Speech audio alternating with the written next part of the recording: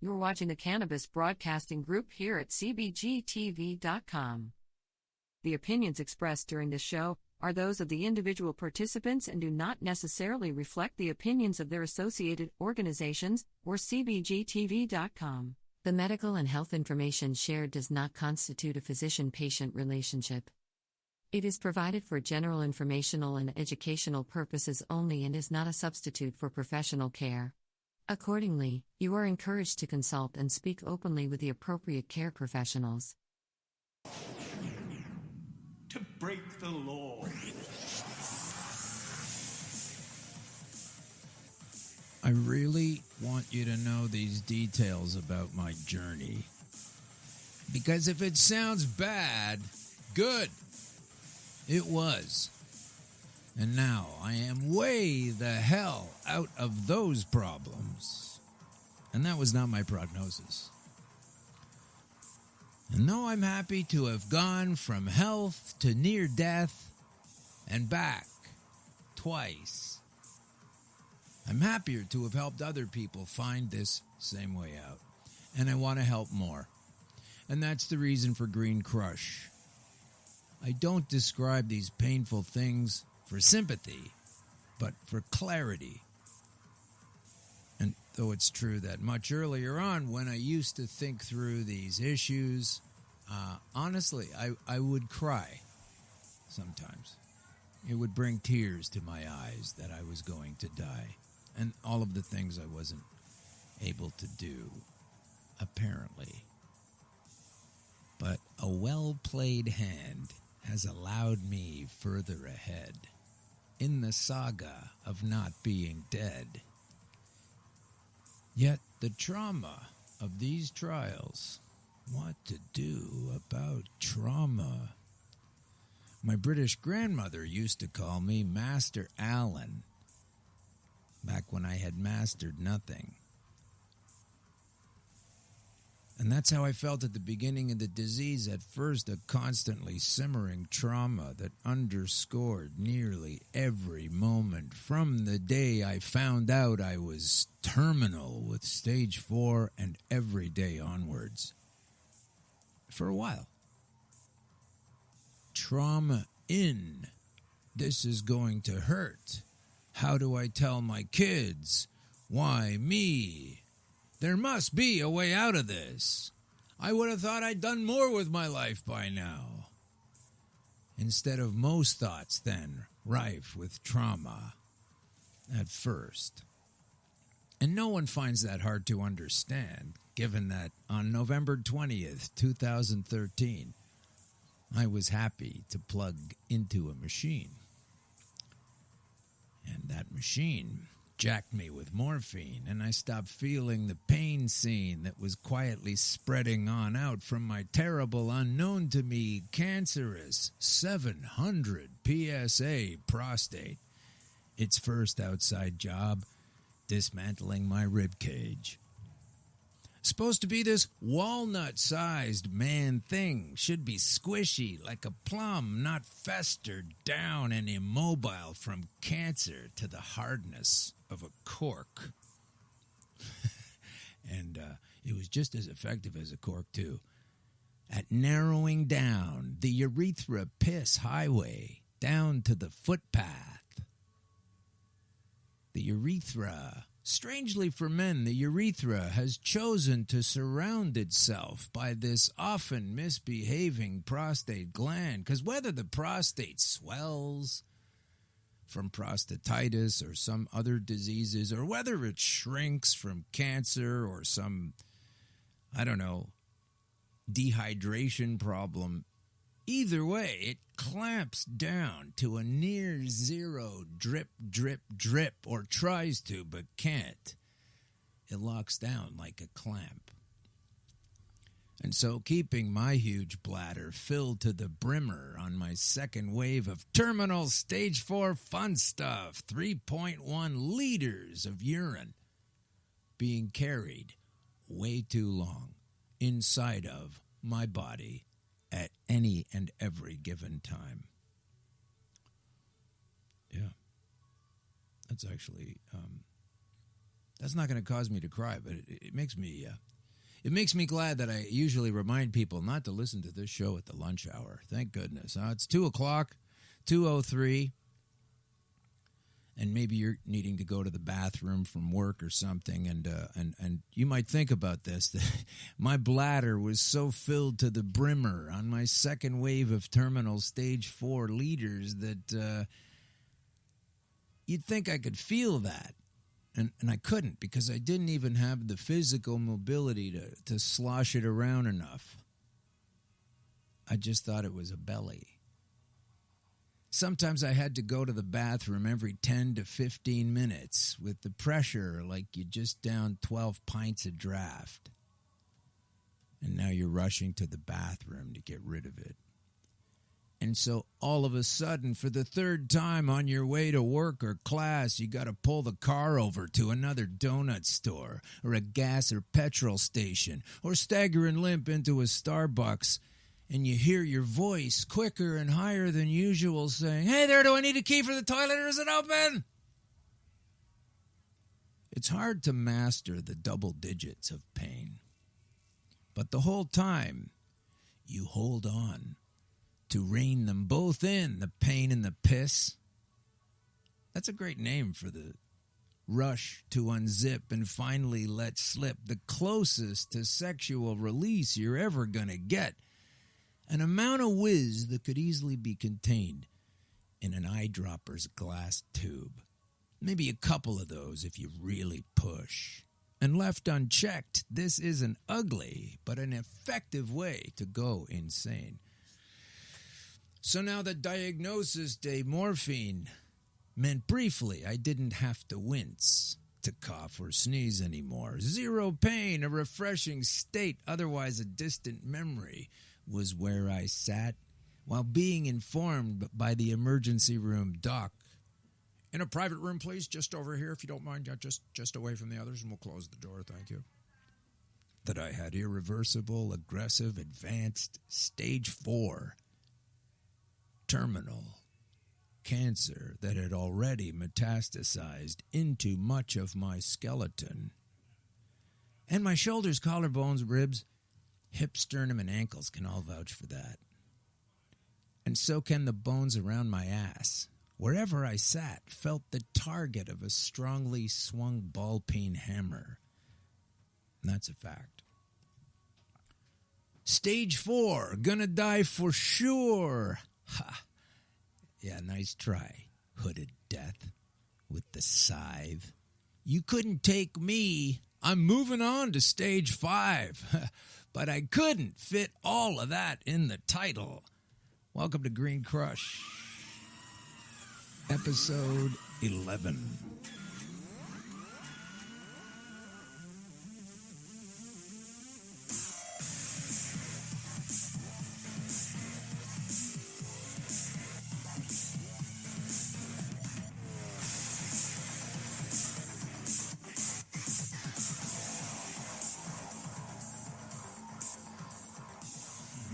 Green Crush, what is that? It's cannabis crushing cancer flat. It's new, important information. It's old, suppressed awareness coming towards the light so you don't have to. To what, Paul? I'm leaving Paul out for a minute because we're going to feature Paul Flynn in a couple of minutes. Paul Flynn's a great guy saying that we need to break the law. He's a British parliamentarian, by the way. And he thinks we need to break the law. So that's what we're going to deal with here is facts. And sometimes I do put my opinion and teeter-totter it on top of the facts that, when fully understood, will crush the alleged laws that illegally prevent my access, your access, cannabis access, can access now, our right, our plant. So we're getting Green Crushed at episode number 11. Maybe you want to tell your friend about this show. Maybe your friend needs some help. Maybe you need some help. And maybe someone told you about this thing. aside from some of the assumptions I've made, which I stand behind and am prepared to discuss and argue and debate with anybody, anytime, but preferably on the show here. Aside from that, you could call that an opinion, but I base all of these things on facts and research that I've done, and as much as I might get criticized by it sometime, I just have to look at the calendar and understand this is 3 years into my death, so I guess I'm right about things. Enough of the things that got me through it anyway. I'm just trying to express my journey through this death sentence, and everyone's a different person, everyone's got a different biology and a makeup, but this door can work. So if you want to tell your friend about this show, maybe he or she got diagnosed with something recently, or you have a disease struggle, and they say soon you will have to do some rounds of chemotherapy, because that's just what you do. Entering one of the doors of conventional science, the second being surgery, the third being radiation. But Green Crush is here to reveal the inner workings and reasonable expectations of the very well-hidden door number 4. So please download our earlier episodes, because according to feedback from the listeners already, they are very helpful. It's nice to know that. I'm glad to know that this information can help you the way it helped me. And if you download future episodes yet to be recorded, please let us know. How'd you do that? Because I haven't done those ones yet, so you're kind of freaking me out with that. And if you need to tell people about us and you want to know some things cancer-related, go to our Facebook page, Green Crush. Just type it into Facebook, same way you just type this into YouTube, and go to Green Crush with Alan Park. There's also a Green Crush vegetarian restaurant, small chain in California. That's not me. That's a different thing. Sometimes Green Crush means a nice meal in California. Other times it means potential information that could save your life. Or information that could potentially save your life. So if you want to know how to find us and tell people, real easy, just go to Twitter and dial up at Green Crush Pod. Just enter at Green Crush Pod, because we're on the Podbean network at Green Crush Pod, where the green crush grows like the watermelon do down by the bay. So this is episode number 11, and it's the relayed message of a master stroke of life. I'm just passing the baton to a life beyond a guaranteed death, even if you're not an expert. Isn't that nice? If you have the inner conflict of disease, it doesn't need to be a war. But you might need to access your inner reserve of rebellion. So this is the 11th episode. It means time to get things done.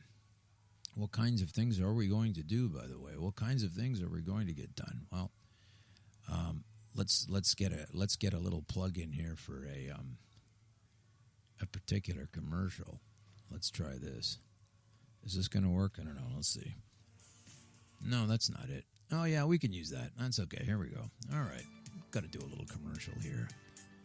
And when you use your time to listen to this informational program, we'll also include a free interview with a top-notch expert, a man extremely knowledgeable in the healing ways of cannabis, vape entrepreneur and vape lounge purveyor, Anthony Foster. Yes, a vape lounge is a place where medicating is possible in a social setting rather than being ostracized into your tiny home by the mean bad government. So people go there and they medicate, and they're talking to each other, and they don't buy cannabis there. You always have to bring your own. Theoretically, I guess you're getting it from the proper sources and or your favorite dealer. And I'll be calling for a full-on boycott from the government-sold weed later. But if you're imagining that that's where I'm going with this, you're dead right. But anyway, Anthony Foster of Hamilton Vape is here today to discuss the approach of a business owner being put on notice that he is, in the eyes of the law now, a criminal. Because he wants to help people and provide them with a place to medicate. This terrible man will be on the show shortly. We'll bring him on. But let me get back to where I was going here with some things. Here we go. It's a good thing I wrote it all down, or most of it anyway.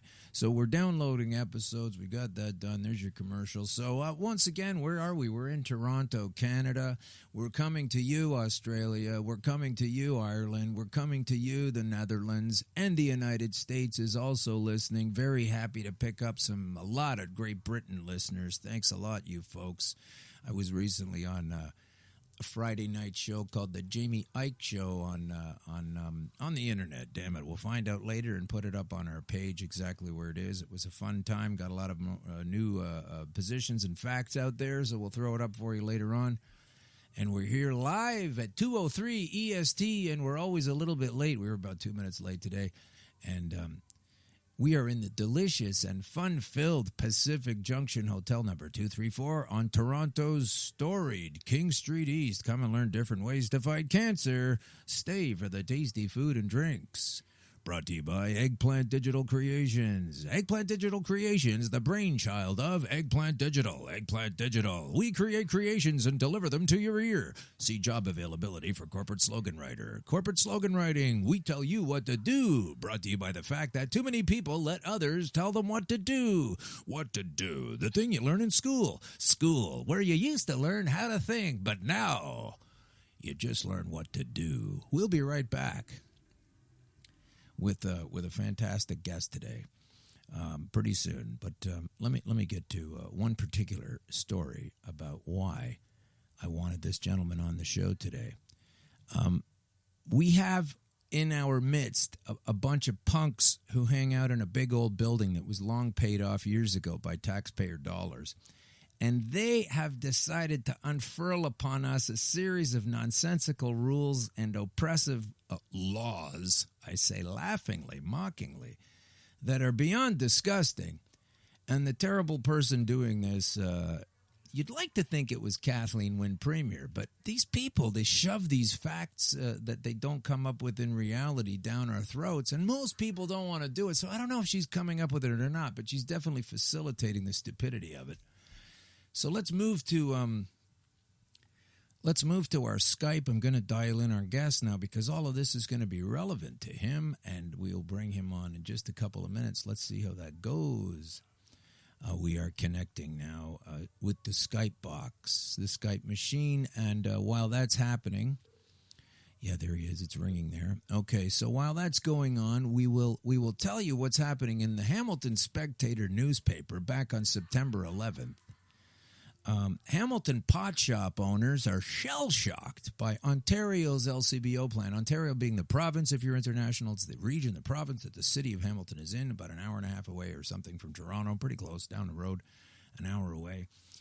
And they have a lot of cool places there regarding cannabis and being able to use cannabis. And, we're all done being told it's not something we're allowed to have. And I'm going to be happy to bring on Anthony and some other people to help me dispel some of the nonsense with the bullshit that's coming our way. So we're going to resist. We're going to suggest other things. We're going to create speakeasies. We're going to do mail order. We're going to meet up at people's houses. We're going to do whatever the fuck we want because this is a right, and I'm just all tired of fighting things the old way, filling out a form and waiting 5 months. If I fucking did that to get permission to this cannabis that I used in my body to save my life, I would have been dead. I wasn't going to wait for these clowns. And I don't, and you shouldn't, unless you want to, be legal and die, or be illegal and be alive, like me. Bit of a pirate that way, I guess. I don't know.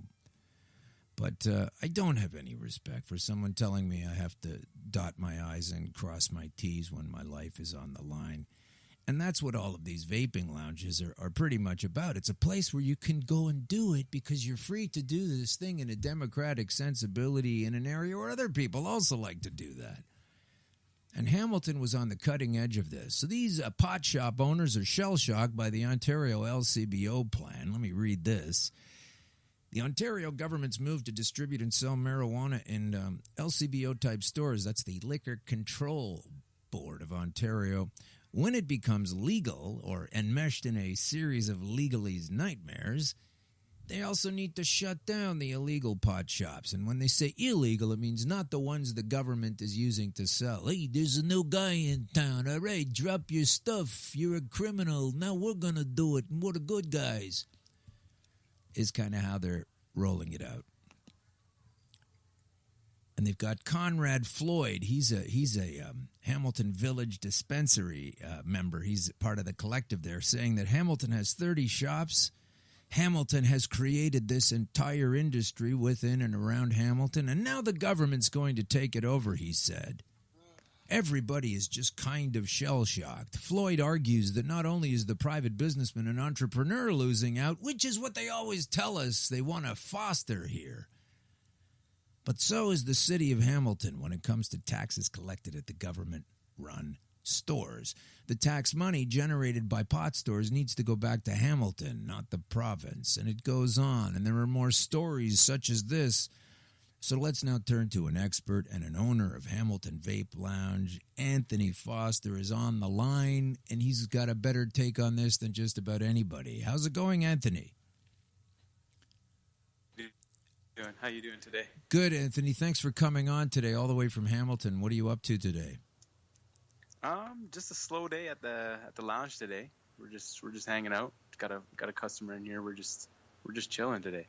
Okay, it's a hot day. It's a hot day, so we got the lounge all nice and cool. The AC's kicking.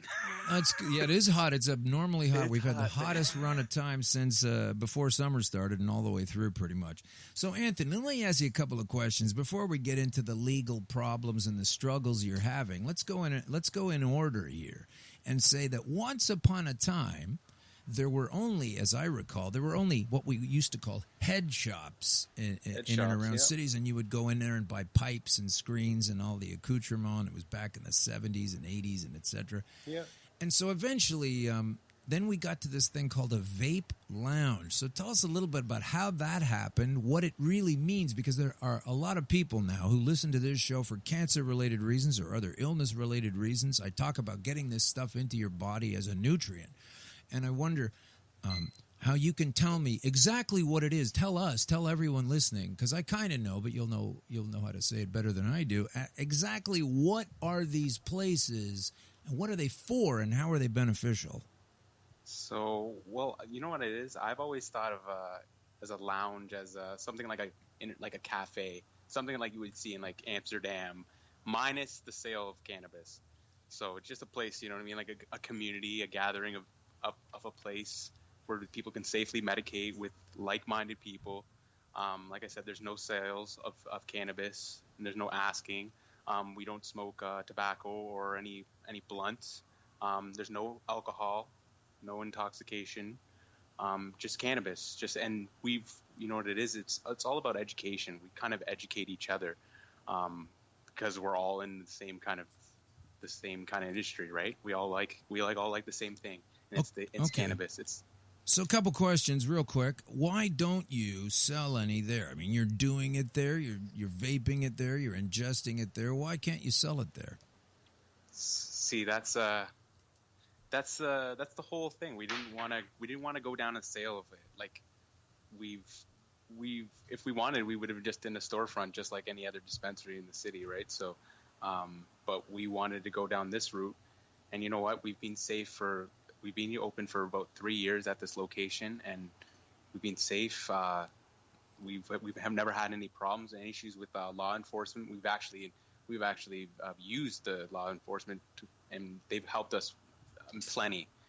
We've had situation with just bad people and trying to mess up our space, you know.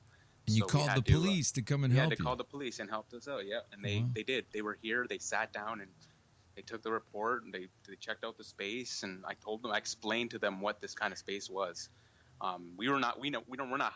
We're not hiding. Right. It shouldn't be hidden anymore. That's the thing. No. So, that's another thing too. Is like we are the ones that we actually organize the 420 in the city. We try to gather as many people in the same kind of community, in the same industry. So with like head shops, like you said. We've reached out to some dispensaries, so some of them have helped us out. But It's more of actually the head shops.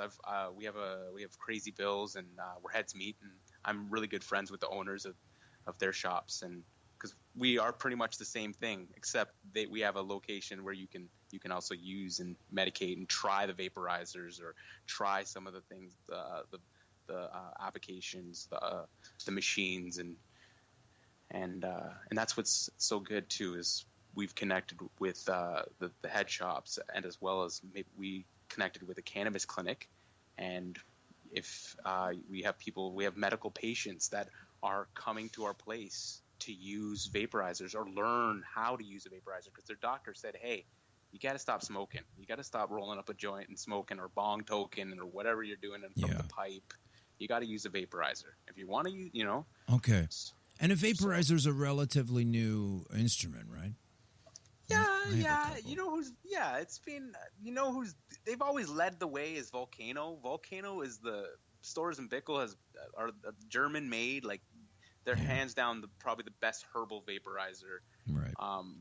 And for medical, and it's recognized in the medical field. Like all the licensed producers, all the Health Canada is telling you get a Volcano. They're actually selling the Volcanos, but I don't like how they're selling them. They're selling them like they're calling them the Medi Volcano. Every volcano is Medi. Right. There's that whole distinction. Yeah, there's that whole distinction. They're trying to mark it up, man. So Anthony, and this might sound like, I kind of know the answer to some of these questions, but I do get asked these questions a lot. So I think it's better that you answer them on the show here. So tell us the difference between vaping and smoking. I mean, a lot of people may want to try some of this because it's sort of becoming legal, or because they've reached the end of the line with their medical situation. They're like, okay, I'll try this thing. What's the difference between smoking and vaping? Well, we all know with cannabis, it's to get the beneficial attributes. It's all about temperatures. It's all about heat. It's all about temperatures.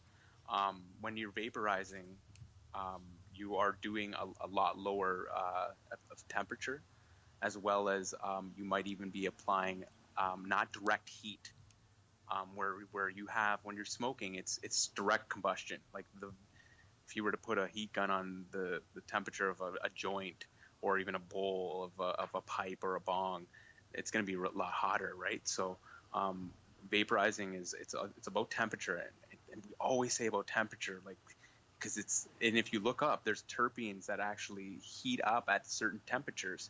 And those are those terpenes and that we use for our medicinal benefits, and it's wild, man. It's a lot of things. I actually just learned that recently. Like, this is in the last, because we discovered about terpenes. And cannabis is not just about THC, and there's a whole bunch of stuff we're learning more about. Sure. I was saying that if you take kale and spinach and you do a sample, a research on it, and then they come up with so many nutrients, they put it in the food guide as one of the important greens. I don't know why the cannabis leaf hasn't been through this same procedure. Same procedure, for sure. 100%. Maybe we don't want to find out what's so great about it. Well, we know about hemp, so you know what I mean? Like, what? Like, they're hiding behind hemp. What do you got? You guys are silly. You guys are silly.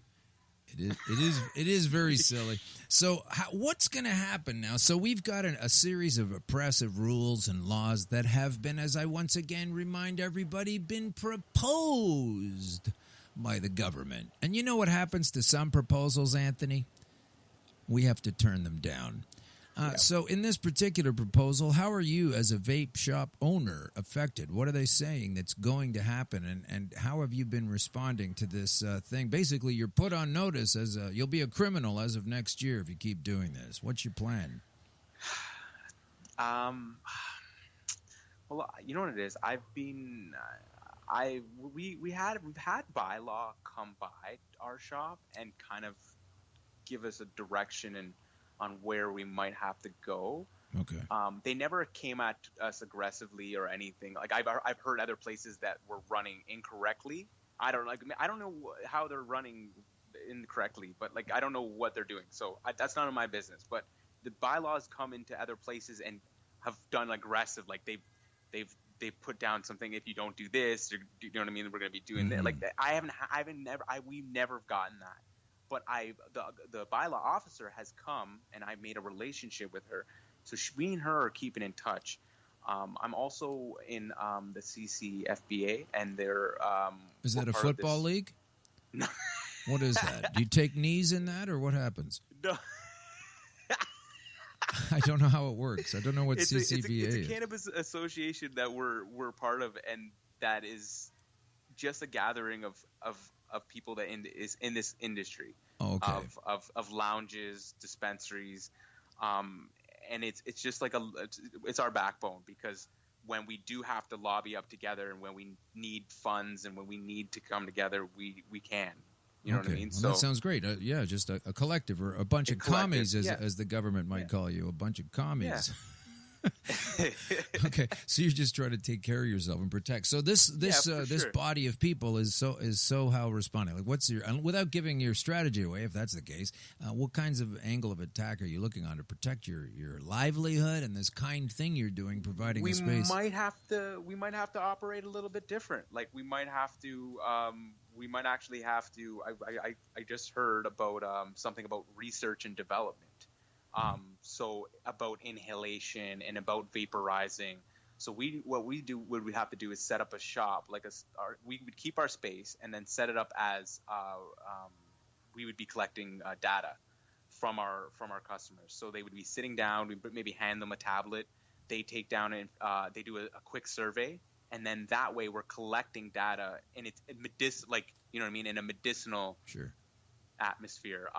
That was one of the thing that came up, which we already knew about, because we already that was about last year, because that was when Bill 45 came around, because they didn't want, the thing in Ontario is it's about they're putting cannabis vaporizing is the same as e-cigarette vaporizing, and it goes into the Tobacco Act. But what about the fact that it isn't smoke free? I know. What about the fact that it's different? It's different. Exactly. I mean, it's as different as sitting down and eating popcorn as opposed to sitting down and eating a roast beef dinner or something. It's not the same thing. Yeah, I know, exactly. This must drive you crazy. It drives me crazy, and I don't even have any money on the line. I have my own interest to pursue something that I know pulled me out of the jaws of death, and now I've got to hear about it surrounded by this series of regulations and nonsense. But, well, I hope that we need to, folks like you, and when I say that, I mean vape lounge owners, not only just vape lounge owners, but anybody that's using this stuff for any reason, whether it's medical or recreational, it all ties in to be the same thing. And we need to do something about this shitty 100%. fucking proposal, because I'll tell you what, I'm going to go into this in depth in a later show, but you say you've been doing this vape shop for 3 years now? 3 years, yeah. Okay, let me ask you this question. 2 years ago, at about this time, this elven dictator of Ontario, Kathleen Wynne, who does so many things that so many of us don't want to do, not just on this topic. I mean, there she was after announcing these new regulations, and she wasn't even there. It's a fucking paradigm shift, and she can't show up for it. She sends out the Three Stooges. But what happens is she's not even around. She doesn't even answer. The following Monday, she says nothing. I followed her Twitter for the last couple of weeks, and she's been twittering about, oh, I'm at the county fair. It's nice to have corn with the kids and blah, blah, blah, and all these kinds of things. Oh, I'm at a meeting with someone from the American administration drumming up business opportunities for Ontario because the economy's got to grow, grow, grow, while they shut down folks like you and an honest, burgeoning economy that could be taking place by people that know what they're doing, not some chump that comes along later to replace you who doesn't have a clue, right? This is the thing that's getting so out of hand now that we're just going to need to come up with a series of several rotating defenses. And this is the part that kills me. They know this is happening because back in the 30s when they outlawed alcohol, you want to compare it to alcohol? Okay, fine. Back in the 30s when alcohol was illegal, this even causes the creation of these speakeasies and black markets. The more you resist against it, it's physics, it's yin-yang, it's up-down. You can't have hot without cold. I mean, they don't seem to understand 100%. this, but they totally do. So as a vape owner, tell me this.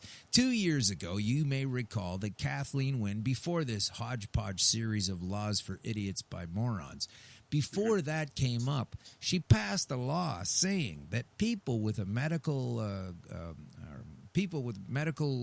officiality to their illness, if you will, whatever that's called, the official AMCPR, whatever people users that were using vapes, were allowed to vape on certain patios and within certain regions, such as where smokers in Toronto or in all over Ontario. I think the law is like you have to be 9 meters away from any doorway.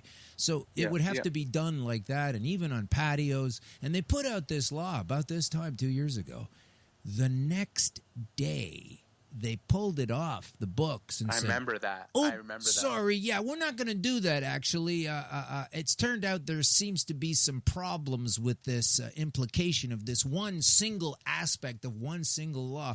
And so we are going to go back to the drawing board and try again. And now it's been 2 years, and they've got like 150 laws, and all of them are more screwed up than the one they pulled off the table because it needed to go back to the drawing board. So I say this proposal needs to go back to the drawing board. Yeah, and for sure. What was 100%. happening with you those 2 years ago when she came out with that law? Like, did you hear about it that day, or was it too quick for you? I heard about it, and you know what they did? They released the designated area signs. Do you remember that? I don't. That's quick of them. You could look it up. Designated vaping areas. Oh, wow. Okay. They made these green signs, Ontario, and then they pulled them. Exactly what you said the next day. The next day? Yeah. Designated vaping area? That's a real thing? I've got to get one of those. They should put that on a T-shirt. I was going to put that on our door. We should actually, you know what? That's another thing. I should get one of those. That's going to be a rarity, finding an Ontario government permission to vape sign when now they're drawing up laws against it. Let me see if they have it online anymore. Take a Maybe look. I can get it. Take a look. We're with Anthony Foster of Hamilton Vape. You're listening to Green Crush on the Eggplant Digital Networks. Eggplant Digital, Canada's most creative digital production facility. Featuring Russell on the control board. Russell knows what he's doing. Russell. So yeah, it's really all about just understanding that this stuff is a medicine, and it doesn't need to be an operation. It doesn't need to be a really dark and heavy medicine. It just needs to be a shoot of cannabis reaching up for the sun, you know. I just want a big flower. A big flower? Did I hear you said a big flower? Sure, I want to grow a big flower. Well, It's just we need these spaces. You're going to take these spaces away from, and then how do you have? He doesn't hear me. Oh well. There's so much stuff. I don't know how he could hear me and not hear me at the same time. Regulated alcohol, and you have bars. You have your bars. How do you? And then, if that's the case, then if they might see, but like fuck, man, I've already been doing this. You've been trying to sort it out. Do I have to apply for a license? Do I have to apply for a license to be a lounge? Yeah, to do what you're already is it doing. Something that I have to apply for, or is that what's going to have to happen, or are they just no lounges that? Well, what I think they will do, based on where they're going already, like here's a thing that's been ruled constitutionally that we're supposed to be able to have it if they can't come up with a reasonable counter series of rules. They haven't. This isn't it. So basically, I don't understand how they can keep doing this, but what I think is they don't care how to keep doing it. And so what we're going to get to is this. They've said it's going to be a certain series of rules, like you have to smoke at home, you have to vape at home, you can't go out anywhere else. And they've got a series of rules that are all over the map and don't really make any sense, you know. So I think that while they also rule out edibles and ingestibles or whatever you want to call them at this stage, and we'll get to it later, we'll think about it later, I think they'll bring them in once they can control it better. And once again, it's all about control. And then they're going to control your industry. They will eventually get around to providing government-sanctioned vape lounges that'll probably look like, some prison hallway or something, like a government-sanctioned injection tent somewhere. You know what I mean? And just take all of the lifestyle out of it while they sit around there swilling brandy and gin, coming up with all these laws. And smoke-filled chambers that prevent our access to these life givers. I mean, it's really disgusting to me. But I think what you're going to see is they will also decide, okay, we'll put a vape lounge here, and there'll be one between Kenora and Kingston, Ontario, and that'll maybe 3 or 4 along the highway, and that should be enough for us terrible people doing this terrible thing that they're finally letting us do. Mm-hmm. As long as they control the shit out of it. So anyway, so that's incredible. So that law is incredible, but I like that law. I like the Ontario designated vaping area law that came out. I couldn't believe it came out. I was very excited about a positive movement in this governmental stricture system. And then the next day, literally when have they ever put out a law that screws us? And then all of a sudden the next day go, oh, yeah, we're not going to do that anymore because, we haven't really thought about it. They never do that. Like, who picked up the phone? Some police chief? What happened there? It's hard to know. Yeah. I just looked online and I found a designated vaping area sign, but it's not. It doesn't say the Ontario, the trillium, the symbol, the Ontario symbol. Right. But I remember they came out and it looked exactly like this. Yeah, we have to find one. We're gonna have to track one of those things down. Yeah, we're gonna these made. We're gonna have these made. Yeah, that's it. Get it made, get it done, and put the date on it too. It should actually, instead of a vape pen there, it should actually have a volcano. That's true. That's true. It's recognized. You guys saying it's a recognized product, and you guys are selling it. Well, then we're gonna put it in the friggin'. Well, do you think you guys are on track to take this on in any kind of a legal capacity, or the closer we get to push comes to shove?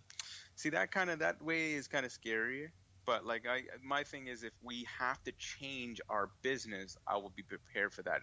Are they trying to say they're going to take a round? Okay, if we can't have a lounge, then why can't I have a head shop? Can I still have a head shop? Right. Or what's going to happen with that? You know what I mean? Like we already are pretty much a head shop. Like originally I was selling vaporizers and sure. You know what I mean? Really only vaporizers, but we started getting into glass and other accessories and whatnot. And I have a good collection of stuff. So that does help with my sales. But I'm not going to lie, the lounge 100% helps me too as well. Right? Oh, absolutely. It gives sure. the space. We have our monthly members. We've had members.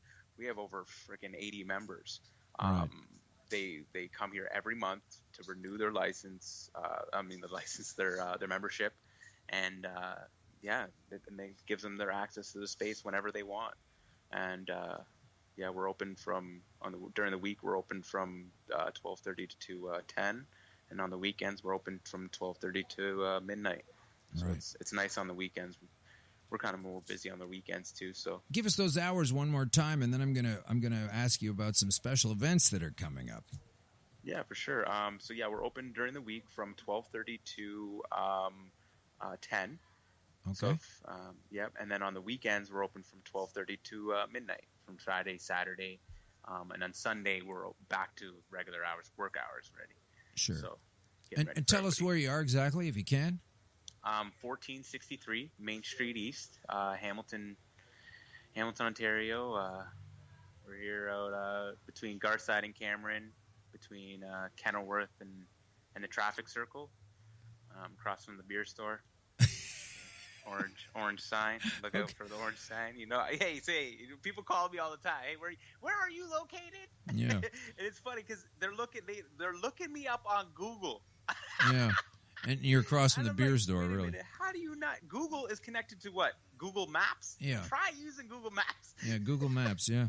So Google Map us. So tell me what you've got a couple of promos coming up at the end of the month. What are you doing down there? What's going on? Man, we're everywhere. Look at it on my calendar. It said 26 Green Crush phone call. Oh, that's with me and you. Well, that's already what we're doing. So that's that event. So good. I was able to attend that one. What else? That's exactly. We got the Toronto Green Market on the 29th. Green Market on the 29th. Thank you so much. Cool. I'll see you at the Green Market on the 29th. I'm going to crudely segue into a commercial. I'm also going to be performing at the Green Market on the 29th and for Nuit Blanche with several other comics on the show. So that's so cool, man. Come down. So we'll see you Friday. Isn't that cool? Yeah, that's cool. And then October, we're working with Mary J's Munchies. We're going to go to their smoky, spooky event. That's on the 7th, October 7th. And then High Society Supper Club is doing another event at Planet Paradise I on get October the pun. 28th. I get the pun. Well done. High Society. Yeah. High Society Supper Club. They're amazing. They make amazing infused dinners. Check them out. Instagram it. And then we're going to have on that last Sunday of October, I'm telling this to everybody, last Sunday of October, we're having our Dab and Dine. And that's with infused dinner. We have vendors. A dab and dine. Dab and dine. Right on. We dab and we dine. That is so cool. You know what I noticed the other day? We were talking about you and coming on the show and these fantastic meals that people enjoy at yours and other places, is that anytime you invoke the word infused, there's always fun involved. Have you noticed that? Oh, yeah. Just the word is infused. It's never a bad thing. He's like, it's never like, oh, he's infused with alcohol. You never say that. You say, oh, he's shit-faced or something. But when you're infused, it's usually some wonderful stuff. So thanks for infusing some foods and some meals. It's going to be great. I'm definitely going to get down there. I've been trying to get down there ever since Puff Jam back in August, but it's just busy. That was fun. That was so fun. Good people. So, Anthony Foster, we're going to let you go. Thanks for coming on. You've got a vape lounge. You should be able to have one. If you know the basics of opening up a business, that's about all you really should need to understand how this stuff works. The people want it. The democracy is for it. And the thing I love about it, one of the most favorite things about this entire topic is even the people that don't use it, majority of them don't want there to be all these repressive laws for the folks that do use it. And then you got a few uptight moms and pops running around with an absolute deficit in the facts with these dreamed up moral issues that it's going to be some kind of a problem without looking at the entire scope of what we're dealing with here. So thank God there's people like you out there. I know I turned to a few different lounges. It was really nice for me as a pretty much medical shut-in at the time to be able to not only just feel like a rabbit trapped in my house, not able to go anywhere because I wanted to be safe and I didn't want to show anybody and I was hiding this terrible illegal thing that I was doing. And eventually that bullshit fell off, Yeah. And it was nice to go to places where there are other people using it for either medical or recreational, and I contend they are one and the same. And it's nice to be able to do it, and it's a good thing, and so you can understand why you have a fight against the government right now. But let's hope we can turn all that around and proliferate some of these places because they need our spaces. Absolutely, they need our spaces. I'm thinking of all the reasons why they need our spaces. There's so many. Give me two more then. Give me two more. Two more? Yeah. Okay, well, two more reasons. Listen to this. I'm coming to Hamilton. I'm a medical patient. I'm coming to Hamilton to check out the city as a tourist, and maybe maybe I have a doctor's appointment. Maybe I have whatever. I got to come to Hamilton. I'm a medical patient. Where am I supposed to smoke? I can't smoke in my hotel. I can't medicate in my hotel. I can't smoke on the street. Where the heck am I supposed to smoke? Where am I supposed to go? Yeah. Where am I supposed to vaporize? Where am I supposed to use my medicine? You guys are crazy. Yeah, it's that's a bit one nuts. big one. That's a big one. That's a traveling medicating. That's somebody traveling. That one, somebody brought that to my attention, and that one really got me. I was like, people could travel. Are you meant to do it in your hotel room, and then you get the complaints from the neighbors? Yeah, and then you got to pay for, and then you pay for the fees, or you might get in. There might be some issue. There's going to be an issue. I think it's well designed that there are going to be many issues. This is nothing but a hassle-filled series of bullshit hurdles for most of us to get through. And I think there's no way to avoid that because most people want it to be a different way. And most people are not getting what they want in this fake democracy while they quash the ability of people like you to turn out a living and contribute to the economy. And instead, they want to control exactly how everything goes, and they don't even have the fucking facts. So that's pretty sad. But I'm glad you're there and you're on the fight, and I'm happy to call you a friend, and I look forward to seeing you on Friday. Thanks, Alan. Thanks, man. Thank you, brother. It's going to be so cool seeing you on Friday, Anthony. Okay, man. I will see you Friday, brother. All right. Take care. Drive safely. Okay, man. Peace, buddy. Bye-bye. Boy, that's the end of the Skype call, and it's so frustrating to have to listen to cool people struggle and have to listen to assholes dictate the way things are going to go. But on that note, now it is time for Unblinded Me with Science. This is the segment where we go to the science and we understand that a lot of the stories from the government are completely fictitious or ignoring something that's very salient and very important. So here's an article where that happened. This is in inverse.com, and it says, cancer patients want to use marijuana, and with good reason. There's a lot we still need to know about weed and cancer. This was written a couple of days ago, September 25th, 2017. Says Joel Brown says he didn't know a lot about pot's properties before he was diagnosed with non-Hodgkin lymphoma cancer in 2014. And then he says, but when you're facing death, you really want to become part of the treatment and figure out what's going on, he says. So I started looking at alternative therapies. Now, this guy's a 28-year-old chef. He lives in Toronto. And you can get legally available weed here, but he was facing 6 months of regular chemotherapy and says he immediately started investigating how weed could help him cope with his treatment, and he's not alone, obviously, or I wouldn't be reading this. A new survey shows that if marijuana is legally available, a lot of people with cancer are likely to use it.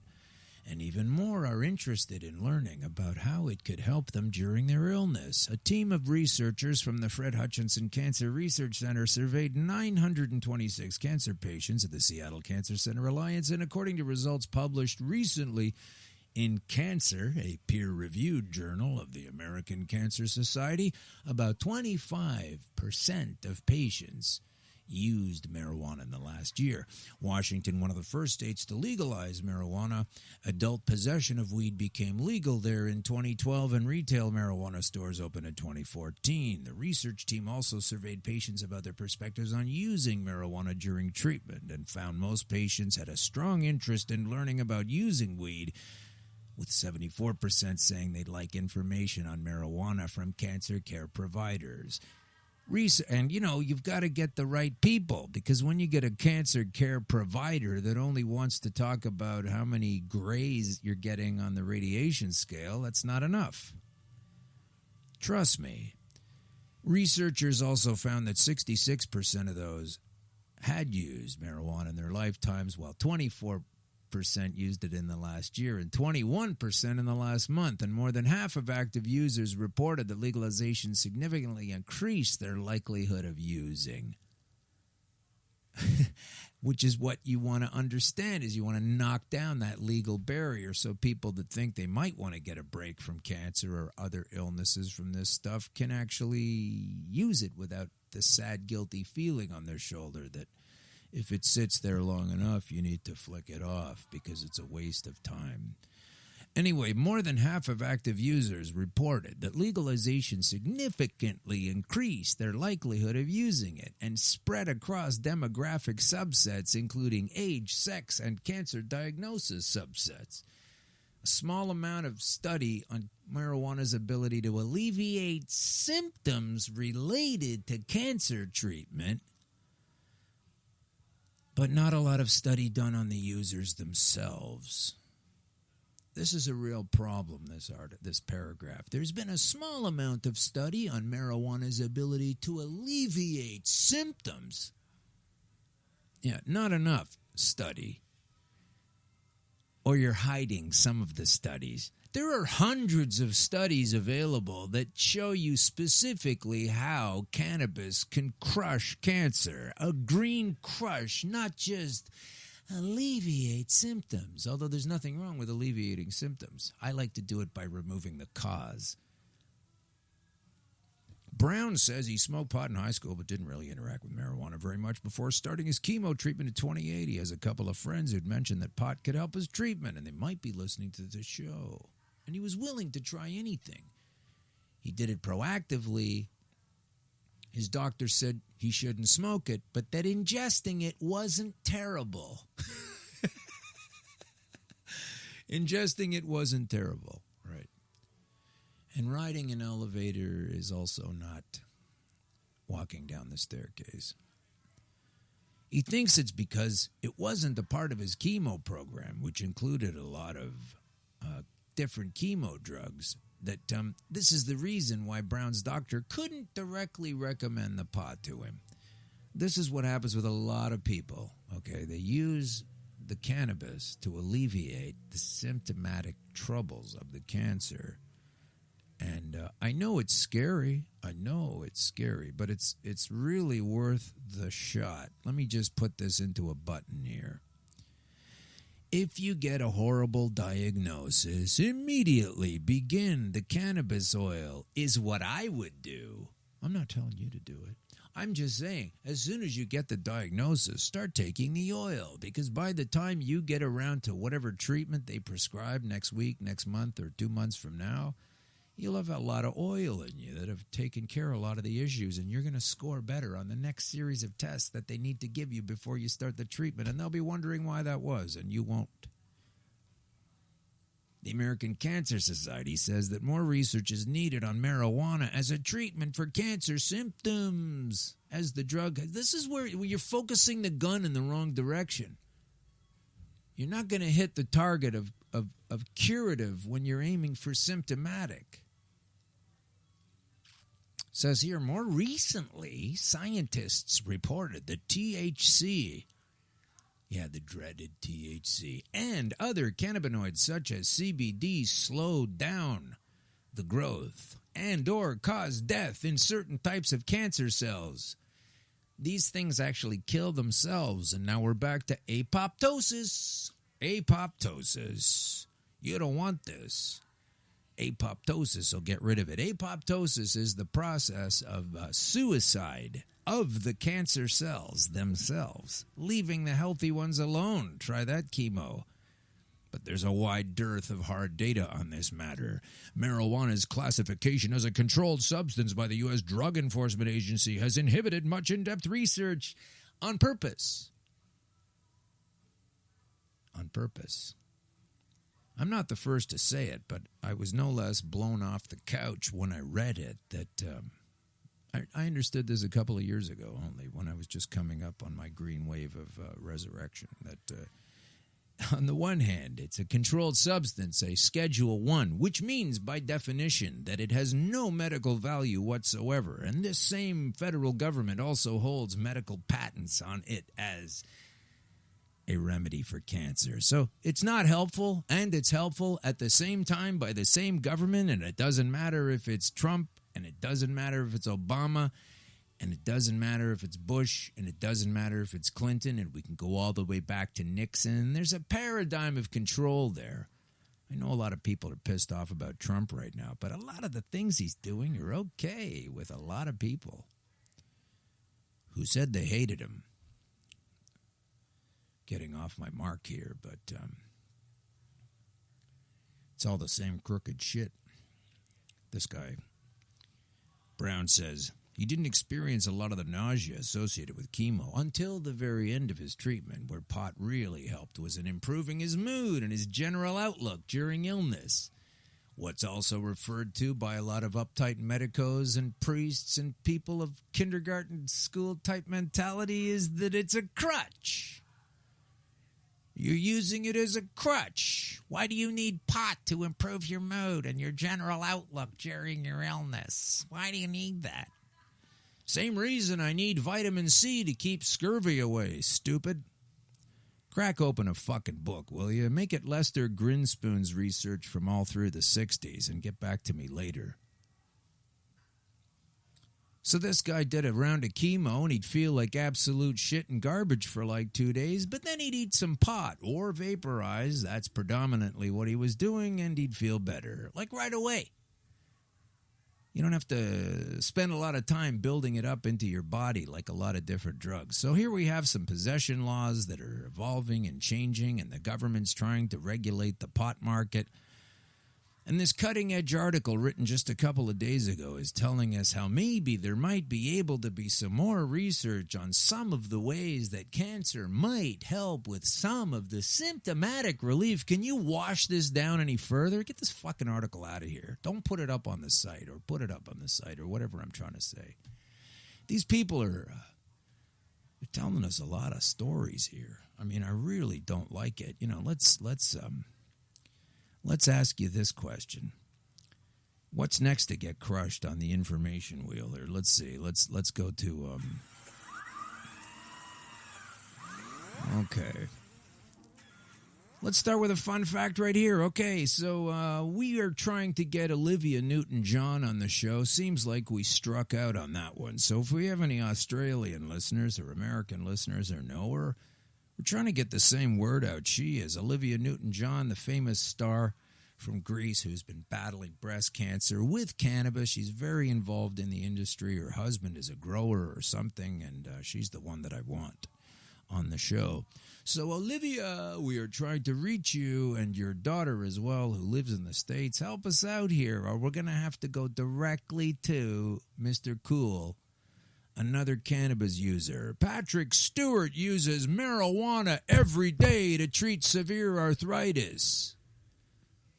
Patrick Stewart, the starship captain and great Shakespearean actor, a 76-year-old man of X-Men and Logan fame, says here in Everything Zoomer, which is a paper, I still say that, God. It's a publication on the internet about older folks. And here's a 76-year-old man,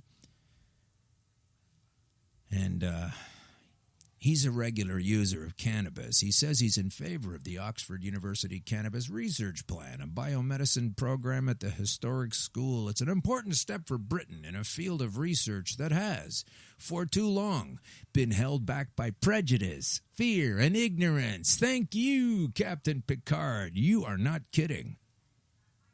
Prejudice, fear, and ignorance. So 2 years ago at 74 in L.A., Stewart was examined by a doctor and given a note giving him legal permission to purchase from a registered outlet a cannabis-based product, which he was advised might help the orthoarthritis in both of his hands. And he uses it in the form of an ointment and as a chewy bar, and is able to sleep better and use his hands more, also known as a crutch. Guess what? You can't even use a crutch without your hands. So why are we in this situation here? Let's just overlap quickly into, we've got a few more minutes here, and I'm going to burn through this shit as fast as I can. I also want to stop just before I get there and say that it's been difficult putting one show a week together as it is. And so what I'd like to do to make that a little bit easier for myself is to make 2 shows a week. We are going to be doing bonus episodes. I've made some mutterings about this earlier in the run of the previous 10 shows. Bonus episodes are coming. We can't get it all in between an interview and everything else, and there's a lot of information that I really want folks to understand, because I think the better you do, the better the chance everybody has at figuring this thing out. So this segment is called Cops or Truth, and we have to wonder why it is that when they want to legalize cannabis and to discuss this, they always go to the cops first. They talk to the cops first. It's always about the cops. This shouldn't be about the cops. Why does there need to be more laws? Why are there more laws when you're making things more free and available? It doesn't make sense. It never has. They've been retooling the police laws ever since they've been mutterings about changing the rules on marijuana. They don't like it. But they've been given the time to adapt and change and make up laws and train officers. And while we wait for the public education program that's soon going to come from these people that tell us this stuff is no good, this pile of shit, oh boy, I'm going to pick it apart before they even write it. We have to wonder why they're always considering the police first, who say they don't use it or don't like it or don't want it. What about the people who use it? What about the medical people who use it? The recreational people who want to use it. The majority of us that don't want to go to jail from using it or knowing people that use it. Especially when you got stuff like this going on. In the globalnews.ca, Canadian police forces ask government to postpone legal marijuana date past July 2018. They want to kick it down the road some more. They haven't quite locked up how they're going to change the paradigm for next summer. And these idiots in Ontario, this trio of idiots who presented this information to us, this proposal that needs to be shut down like any bad proposal. Write your legislator. Tell them that. Tell them they need to shut the thanks for the proposal. It stinks. We're not doing it. When you have these police saying, we won't be ready for this yet, what are the people in the proposal doing, telling the rest of us they've been working on it for a year? You couldn't pick up the phone the Thursday before you dropped the bad news and say, hey, officer, RCMP fella, Is this going to be doable for you guys? They would have said no. So don't tell me you've thought this shit out. So the cops aren't going to be ready, number one. Number two, speaking of cops, also on a dark matter for the police is that also on globalnews.ca, here's a headline a couple of days later. This is a dark chapter for the Winnipeg Police Service as an officer is arrested for drug trafficking. And then there's a guy here talking about it, charging an 18-year veteran cop with 34 criminal offenses, and he was probably consulted on the transition from illegal cannabis to legal cannabis before I was. Goodbye, go to jail. Durham region is east of Toronto. It's a huge area encompassing Oshawa, Ajax, Whitby, Pickering, a lot of towns. Durham police charged 2 of their own constables after a drug investigation linked to a bar in Ajax. You know, most stories that wind up using a bar in Ajax are going to go kind of like this. 2 Durham regional police officers have been charged after a year-long investigation into activities at an Ajax bar. Constable Husen Aswat and Constable Amandeep Thakur, both of West Division, have been suspended from duty and being held for bail hearings. Hey, guess what, folks? A lot of cops are crooked. And you want to consult with this organization of folks before you push this through. Canadian police are trying to stop marijuana legalization, says the Montreal blog, because of course they are. High-ranking members of Canadian police forces. So that's the Association of Police Chiefs, right? They want the Trudeau government to delay the marijuana legalization. And so do I, kind of, because I want the whole proposal to go down the toilet, both on the federal and provincial aspect, after having looked at it enough. Like, why set up a piece of garbage that's not going to work properly, just so we can see how it is and fix it later? It's dumb. Here it is. Representatives from the Canadian Association of Chiefs of Police told the House of Commons Health Committee there's a 0 chance they'll be able to effectively regulate the new legal framework by next year. Police associations said they'd need anywhere from 6 months to a year after July 2018 to be fully prepared for legalized marijuana in Canada. If not, black market marijuana sales and organized crime will flourish, said an OPP deputy. And once again, these are all facts that will take place, despite the fact the government told us they've been working on it for a year. A year! And then Quebec weighs in from the Montreal Gazette. The pot plan's moving too fast. It doesn't address hash, edibles, Quebec warns. Of course, Quebec's going to bring up the hash issue. Man, if you want to get some good hash, get it from Quebec. But they're warning Ottawa the plans are going ahead too quickly to do it. And the devil's in the details. And the other benefit that Quebec has is they've seen the gigantic turd ball of an egg that Kathleen Wynne has laid from her personal recipe book of incompetence. And they don't want to do it. So they're just going to hang tough for a while. Good for Quebec, distinctly getting it done. We'll see what they propose later. Now, these cannabis lounges, we were talking with Anthony earlier. This punk counselor, Glenn DeBearmaker, says that cannabis lounge owners, quote, must be smoking something. If they expect to get licensed. Thanks, Glenn DeBearmaker. Why is that? Says here, members, this is on cbc.ca, members of the Cannabis Friendly Business Association plan to ask Toronto's Municipal Licensing and Standards Committee for regulation in the light of the federal legalization of marijuana. Local lounge owners argue that provincial regulation, which says marijuana can only be consumed in the privacy of home, is not feasible. Well, if it's not feasible, you can pretty much count on the government putting that together. And you have to wonder why they're doing it. So we now turn to potfacts.ca and get this headline from April 11th this year. The Liberal Party elite is heavily invested in the medical marijuana license producers' mail-order business. Justin Trudeau was first introduced to legalization by Tweed marijuana licensed co-founder Chuck Rafisi, who's gotten rich as a consequence of his investment in his licensed producer and who has been agitating for all competing dispensaries and cannabis sellers to be arrested and shut down. You heard me right. a guy who kicked off one of the biggest weed production facilities in the country only wants his facility to be selling things, and he's a party policy director for Justin Trudeau, the Prime Minister of this country. He's currently the CFO, Chuck Rafisi is, of the Liberal Party, the Chief Financial Officer. Isn't it funny that the Chief Financial Officer is a big-time dispensary magnate over there at Tweed? Used to be the CEO of Tweed. And it turns out Mark Zekulin, the CEO of Tweed, is a former advisor to the former Ontario Finance Minister. Norman Inkster, the independent director at Metrum, is the former head of the RCMP. Joshua Tepper, he's a doctor. He's an independent director at Metrum, former assistant deputy prime minister of health, senior medical officer for Health Canada. You see the rotating door here. You get it in the States all the time. Somebody's in the FDA, they change a bunch of rules that are friendly to companies, and then that guy leaves the FDA and he goes to work at that company later on. So we're going to do, one of the bonus episodes we're going to do is we're going to do some in-depth profiles on a lot of these former right-wing, a lot of them, and former governmental people who have said that cannabis is bad and they now profit on it. Got to get them out of there. And we're just about out of time. We got about 5 or 6 minutes left. Oh, my God. So let me burn through this real quickly.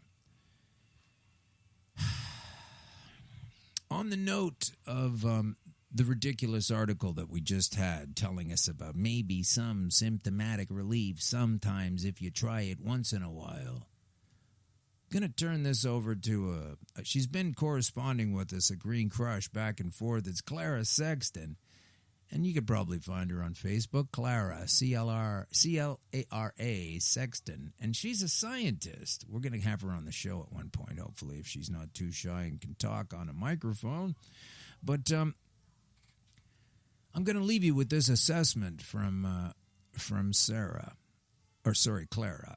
Clara Sexton. I said Sarah, I meant Clara.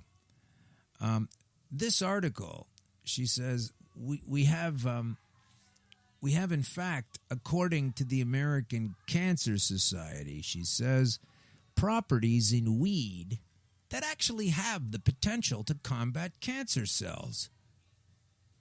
The enzyme CYP-1B1 was discovered in 2007 by pharmaceutical research. And in 2007, that particular pharmaceutical research, turns out that Potter, Burke, and Schaefer were the 3 pharmaceutical researchers, and they have identified the cancer enzyme, enabling them to make a cancer treatment that works. Hello! Can we bring some of that up at the hearings? Didn't even get into the hearings today. Oh, God. Yeah, we're going to do bonus episodes. They keep trying to find a treatment, and meanwhile they have one.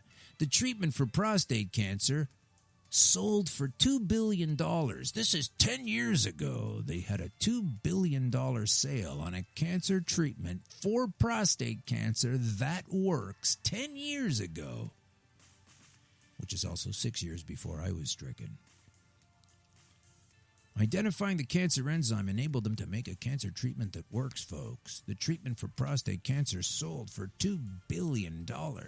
They kept trying to find a treatment for other cancer and found that the phytochemicals of the family salvestrol directly act on 90% of cancers. So yes, it's been proven in a lab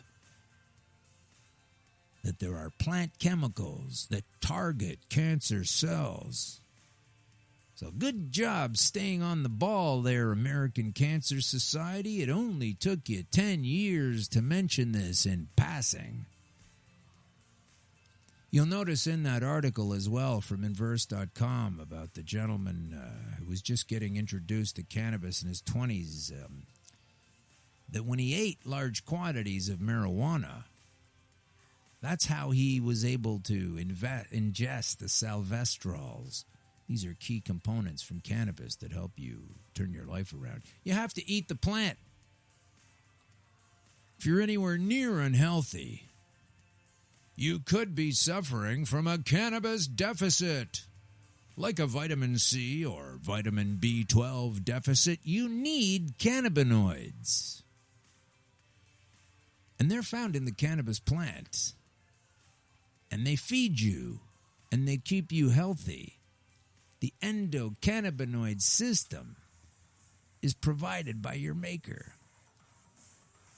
Those receptors in your body are connected to your brain for a reason. These maker-provided CB1 and CB2 receptors, they don't care about your cockeyed sense of morals, about how you think you're such a good Christian, keeping yourself and the interests of others away from the devil's weed. Well, dummy, you've been played. No shame in that. We all get played. God, I'm coming out of a year of it. But now you know. And it's time to change. Anti-Christian hardly. You cling to telling me that I can't consume what was provided for me on page 1 of the Bible, and I'll call you anti-Christian for disrespecting your God-given body to the point of starving it out of what it really needs, all the way down to disease. You got it wrong. You need this substance more than most. My God, you're on the wrong path by shunning it, by believing the government is benevolent, by restricting it. Don't worry about the law, folks. You need it to save your ass. Fuck the law. Save your life. This is Green Crush. It's been nice. Have a good week.